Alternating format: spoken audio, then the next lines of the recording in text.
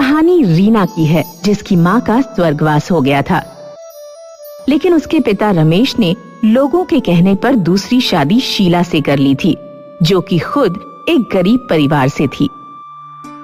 शीला पर जिम्मेदारी थी अपने 2 छोटे भाई और एक बहन की। शादी के बाद, देखो, मैंने तुमसे शादी सिर्फ अपनी बेटी रीना और बेटे सोनू के लिए की है। मेरे पास खाने पीने की कोई कमी नहीं, मकान भी है। तुम्हें सिर्फ इन बच्चों को माँ का प्यार देना है और इन दोनों को किसी लायक बनाना है। मैं जानती हूँ, लेकिन मेरी मात्र इतनी शर्त है कि मैं कभी भी अपने भाई बहन के लिए कुछ करूं तो आप मुझे टोकिए नहीं, क्योंकि मेरे माता पिता गरीब हैं।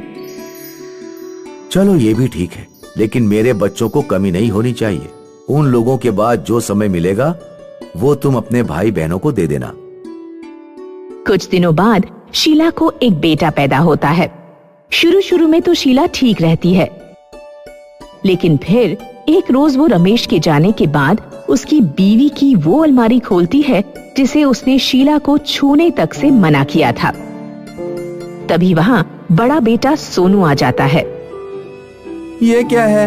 आप मेरी माँ की अलमारी क्यों खोल कर देख रही हैं? पापा ने मना किया है ना आपको ये छूने से। शीला को सौतेले बेटे सोनू पर गुस्सा तो बहुत आता है, लेकिन वो सोच लेती है कि इस वक्त उसे गुस्से से नहीं बल्कि सोच समझ कर काम करना होगा। अरे बेटा, वो तो हम देख रहे थे कि तुम्हारे पापा का कोई कपड़ा धोने वाला है, तो मशीन में चला देंगे। अब क्या है ना, पापा को रोज जाना होता है कि नहीं? तो कपड़े तो साफ सुथरा चाहिए ना। सोनू को भी नई माँ की बात ठीक लगती है, तो वो वहाँ से चला जाता है। लेकिन एक बार जब घर पर कोई नहीं होता तो शीला पूरी अलमारी खोलकर देखना शुरू करती है। अरे, ये इतना बड़ा बक्सा किस चीज का है? जैसे ही वो बक्सा खोलती है, उसमें भर कर गहने रखे होते हैं। शीला का मन उन गहनों को देखकर ललचा जाता है। हे भगवान, इतने सारे गहने! मैं तो सारे गहने रख लूंगी, लेकिन कैसे? इनको तो पता चल जाएगा, बोल दूंगी कि चोरी हो गए। नहीं, फालतू पुलिस का लफड़ा, क्या करूं? हाँ, एक आइडिया। शीला अगले दिन जब रमेश ऑफिस चला जाता है तो सारे गहने लेकर निकल जाती है ज्वेलरी वाले के पास। सुनिए, ये सारे गहने देखकर छाप लो अपने दिमाग में। ऐसे ही एक एक गहना नकली बनवाना है मुझे। ये कौन सा बड़ा काम है? हो जाएगा, कल शाम को आ जाना। शीला अगले दिन शाम को सारे असली गहने बदलकर नकली गहने रख देती है। कुछ दिन बीत जाते हैं। एक दिन शीला, सुनिए, मेरी बहन की शादी है, मुझे कुछ दिनों के लिए घर जाना है, बच्चों को भी ले जा रही हूँ। शीला बच्चों को लेकर घर जाती है, जहाँ वो 10 साल की रीना से ढेर सारा काम करवाती है। क्या हुआ जो बच्चा सौतेला है तो बच्चा ही ना शीला। अच्छे लोगों को देखकर तेरी शादी करवाई थी, लेकिन तू तो देख माँ, किसी और का बच्चा पालना मुश्किल नहीं, नामुमकिन है, और मैंने ये शादी सिर्फ आप लोगों के लिए की है। ये भाई बहन की फौज जो मेरे पीछे लगा रखी है, उन लोगों को पालने के लिए की है। ये ले गहने। शीला जब माँ को गहने दे रही थी तब रीना उन्हें देख रही थी। रीना की मासूम आंखें उन गहनों को पहचान रही थी। शीला की नजर रीना पर पड़ जाती है। माँ, ये गहने इनकी पहली पत्नी के थे, लेकिन मैंने वैसी ही डिजाइन के नकली गहने अपनी बहन के लिए बनवा लिए हैं। कितने प्यारे हैं ना माँ। अब छोटी की शादी अच्छे घर में होगी। शीला शादी के बाद घर आ जाती है। घर आकर वो रीना से कहती है कि रीना, देखो, तुम 10 साल की हो गई हो, लड़कियों को घर का सारा काम आना चाहिए, इसीलिए आज से मैं तुम्हारा स्कूल जाना बंद कर रही हूँ। कल से सारा घर का काम तुमको करना है। पापा पूछे तो बोल देना कि पढ़ाई नहीं करनी है, समझी? फिर वो बेटे से कहती है, तुम अब इस लायक हो गए हो कि घर का खर्चा उठा सको और छोटे भाई को देखो। और सुनो, पापा पूछे तो बोल देना कि काम करना चाहते हो। बस अब क्या था, बेटी सारा दिन घर का काम करती और बेटा घर से बाहर रहता। पूरे घर में शीला और उसके बेटे का राज चलता। अरे रीना, छोटे भाई को दूध दे दे, कब से बेचारा भूखा है। दे दिया था माँ। तो क्या पागल हो गया है वो जो रोया जा रहा है? अब तू ज्यादा चालाकी कर रही है रीना। मेरे बेटे का खाने पीने में कोई ख्याल नहीं रखती है। माँ, अब हम लोग तब बड़े हो गए हैं, क्या वो छोटे बच्चे की तरह रोता रहता है? उसको बोलो नौकरी करे। सोनू भी तो नौकरी करता है ना आखिर। हाँ करता है, लेकिन वो पढ़ता भी तो नहीं था ना। अब देख कब से नौकरी कर रहा है, तो तरक्की होकर इतना कमा भी तो रहा है ना कि उसकी शादी के लिए सोचा जाए। पर अब तो लग रहा है उसकी शादी से पहले तेरी शादी तय करनी पड़ेगी। शीला रीना की शादी एक ऐसे घर में कर देती है जहाँ 4 नंदे होती हैं। शीला को लगता है कि वो सब मिलकर रीना को खूब परेशान करेंगी, लेकिन होता उल्टा है। एक दिन शीला रीना के ससुराल जाती है, जहाँ उसकी सास, अरे आइए, कैसे आना हुआ? बस बेटी से मिलने आई थी। हाँ, लेकिन बहू हमारी आराम कर रही है, बेटियों को बोलती हूँ खाना पानी के इंतजाम के लिए। अरे काम करवाया करो बहू से, वहाँ तो मैं सारा काम करवाती थी, उफ न करती थी वो। हाँ हाँ, बहुत काम कर चुकी है मेरी बहू अपने हिस्से का। आप क्यों आई हैं ये बताइए। शीला को सास की बात सुनकर गुस्सा आ जाता है और वो वहाँ से चली जाती है। थोड़े वक्त के बाद शीला के पति की मौत हो जाती है। देख, तेरे पिता तो रहे नहीं, तेरी भी शादी हो गई है। अच्छा है तू इस घर को छोड़ दे। वैसे भी जब तक मैं जिंदा हूँ ये घर मेरा ही रहेगा। बेटा घर छोड़कर चला जाता है। शीला आराम से अपने सगे बेटे बहू के साथ जीवन जी रही होती है। कोई भी सौतेली औलाद उसे देखने नहीं जाती। लेकिन एक दिन, भाई माँ का क्या हाल है? पता नहीं बहन, मैं तो गया नहीं, पर जब से घर से निकाला है बस गृहस्थी ही बसाने की कोशिश कर रहा हूँ। दोनों भाई बहन माँ को देखने पिता के घर जाते हैं, जहाँ वो शीला की हालत देखकर दंग रह जाते हैं। मुझे एक गिलास पानी दे दो। अरे माँ, ये क्या हो गया? आप तो सूख कर कांटा हो गई हैं। ये मेरे कर्मों के फल हैं। बहू ने बेटे को मुझसे अलग कर दिया, सारा गहना पैसा सब ले गई। आज मैं यहाँ एक रोटी को भी मोहताज हूँ। फिर दोनों भाई बहन माँ की सेवा करते हैं।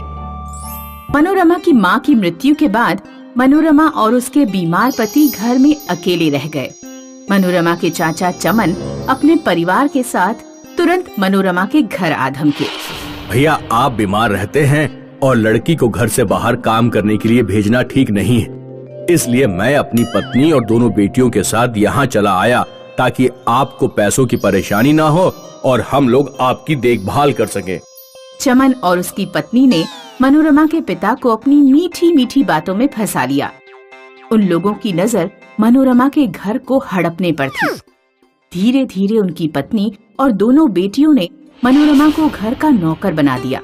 मनोरमा के पिता की दवा का खर्च और उन्हें खाना देने के बदले मनोरमा की चाची उससे रगड़ कर घर का काम कराती। चाची की दोनों बेटियां कॉलेज में पढ़ने जाती थीं। मनोरमा भी अपने चाचा से कहती कि उसका कॉलेज में एडमिशन करा दिया जाए, लेकिन चमन किसी न किसी बहाने टाल देता। पढ़ाई में पैसा लगता है, हम तुम्हारे पापा की दवाई का खर्चा उठाएं या तुम्हें कॉलेज भेजें, तुम खुद ही फैसला करो। धीरे धीरे मनोरमा ने कॉलेज जाने का सपना छोड़ दिया। खाली समय मिलने पर मनोरमा अपनी माँ की कब्र पर फूल चढ़ाने चली जाती और वहाँ बैठकर रोती। माँ, आप मुझे अकेले छोड़कर क्यों चले गई? माँ, मैं आपके बिना बहुत अकेला महसूस करती हूँ। चाची और उनकी लड़कियों का व्यवहार बिल्कुल अच्छा नहीं है। मनोरमा अपनी माँ की कब्र के पास नाचा भी करती थी, क्योंकि उसकी माँ ने उसे नृत्य सिखाया था। गांव का सबसे अमीर आदमी था सेठ रामजीमल। रामजीमल के बेटे को नृत्य से लगाव था। एक दिन गांव में एक आदमी ढोल बजाकर घोषणा करने आया। सुनो सुनो सुनो, श्री राम जी मल के सुपुत्र अभिषेक विवाह करना चाहते हैं। आज से ठीक 3 महीने बाद उनके घर 3 दिन का नृत्य का कार्यक्रम चलेगा। जो भी लड़की अभिषेक के साथ अच्छा नृत्य करेगी, अभिषेक उसी से विवाह करेंगे। मनोरमा की चाची खबर सुनकर बहुत खुश हुई। सुनिए जी, हमारी दोनों बेटियां बहुत सुंदर हैं। अगर ये डांस सीख लें तो इनमें से किसी एक की जरूर रामजी मल के बेटे से शादी हो जाएगी। फिर रामजी मल की सारी धन दौलत हमारी बेटी की मुट्ठी में होगी। मनोरमा की चाची ने अपनी दोनों बेटियों को एक महंगे डांस स्कूल में डांस सीखने भेज दिया। उधर मनोरमा भी मन ही मन अभिषेक के साथ नाचने का सपना देख रही थी। जब भी वो घर में नाचना शुरू करती, उसकी चाची उसे कोई न कोई काम बता देती। चाची जानती थी कि मनोरमा की माँ ने उसे नाचना सिखाया है, इसलिए डांस प्रोग्राम से एक दिन पहले चाची ने मनोरमा से कहा, मनोरमा, अगर तुम सेठ रामजी मल के घर नाचने गई तो मैं तुम्हारे पिताजी की दवाई बंद कर दूंगी। 3 दिन के डांस प्रोग्राम की पहली शाम चाची अपनी बेटियों को लेकर प्रोग्राम में चली गई। मनोरमा भी चुपके उनके पीछे गई। रामजी मल की कोठी पर बैठे चौकीदार ने मनोरमा को उसके साधारण कपड़े देखकर रोक दिया। गरीबों की एंट्री नहीं है, ऐसे अरे गहरे सब चले आ रहे हैं, जाओ यहाँ से। मनोरमा अपनी माँ की कब्र पर जाकर रोने लगी। माँ की कब्र पर अचानक एक सुंदर लाल रंग की ड्रेस और एक जोड़ी सैंडल आ गए। मनोरमा उन्हें पहनकर तुरंत प्रोग्राम में पहुंची। मनोरमा का चेहरा नहीं दिख रहा था, उसने चेहरा ढक रखा था। अभिषेक ने मनोरमा के साथ डांस किया, लेकिन रात के 9 बजते ही मनोरमा अभिषेक से बोली, मुझे जाना होगा। मैंने अभी तक जितनी भी लड़कियों के साथ डांस किया है, उनमें तुम्हारा डांस सबसे बेहतर लगा। क्या तुम कुछ देर और नहीं रुक सकती? नहीं, मनोरमा को अपनी चाची के घर पहुंचने से पहले ही घर पहुंचना था। वह कोठी की दीवार से कूदकर घर की ओर भाग गई। मनोरमा गेट से नहीं गई, क्योंकि गेट से चाची अपनी बेटियों को लेकर जा रही थी। मनोरमा ने रास्ते में ही अपनी हाई हील की सैंडल उतार दी ताकि वह तेजी से दौड़ सके। अभिषेक मनोरमा के पीछे पीछे गया था। उसे मनोरमा के सैंडल मिल गए। अगली रात अभिषेक सैंडल लिए मनोरमा का इंतजार करता रहा, लेकिन मनोरमा उस रात नहीं पहुंची, क्योंकि उस रात मनोरमा के पापा की तबीयत कुछ ज्यादा खराब थी। अभिषेक गांव की सारी लड़कियों में मनोरमा को ढूंढ रहा था। पिछली रात मनोरमा ने अपना चेहरा ढक रखा था, इसलिए अभिषेक को मनोरमा का चेहरा नहीं पता था। अभिषेक जिद पकड़कर बैठ गया कि वह उसी लड़की से विवाह करेगा जिसकी ये सैंडल है। मनोरमा जब अगले दिन भी प्रोग्राम में नहीं आई, तो अभिषेक सैंडल लेकर हर घर में उस लड़की को ढूंढने लगा जिसके पैर में सैंडल बिल्कुल फिट आ जाए। लड़की को ढूंढते ढूंढते अभिषेक मनोरमा के घर पहुंचा। मनोरमा की चाची ने अपनी दोनों लड़कियों को आगे कर दिया। पहली लड़की बोली, ये सैंडल मेरे हैं। तो ठीक है, इन्हें पहनकर डांस करके दिखाओ। लड़की के पैरों के हिसाब से सैंडल काफी छोटा था। उसने जबरदस्ती सैंडल पहन लिए और नाचने की कोशिश की। पड़ोस में एक गड्ढा था जिसमें कीचड़ और पानी था। पहली लड़की उसी गड्ढे में जा गिरी। ये सैंडल तुम्हारे नहीं हैं। तब चाची की दूसरी लड़की बोली, ये सैंडल मेरे हैं। ठीक है, तो इन्हें पहनकर नाच कर दिखाओ। दूसरी लड़की का पैर और भी बड़ा था। उसने जैसे ही सैंडल पहने, सैंडल की बद्दियां उखड़ गईं। ये सैंडल तुम्हारे भी नहीं हैं। क्या इस घर में कोई और लड़की रहती है? नहीं नहीं, यहाँ और कोई लड़की नहीं रहती। अभिषेक मनोरमा के घर से जाने ही वाला था कि उसने अंदर से मनोरमा के पिता के खांसने की आवाज सुन ली। वह घर के अंदर गया। उसने देखा कि मनोरमा अपने पिता को दवाई पिला रही है। अभिषेक ने मोची को बुलाकर सैंडल बनवाए और मनोरमा से कहा, जरा ये सैंडल पहनकर दिखाओ। मनोरमा के पैर में सैंडल बिल्कुल फिट आ गए और उसने अच्छा डांस करके दिखाया। वो तुम ही हो जिसे मैं ढूंढ रहा था। अभिषेक ने मनोरमा से विवाह किया। वह मनोरमा और उसके बीमार पिता को अपनी कोठी में ले गया। मनोरमा की लालची चाची और उनकी बेटियां मनोरमा का मुंह देखती रह गईं।